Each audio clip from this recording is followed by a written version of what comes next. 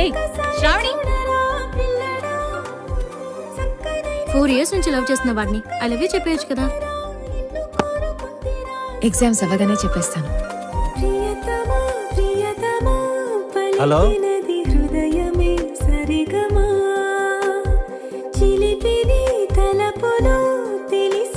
Hello hello ఇటీరా.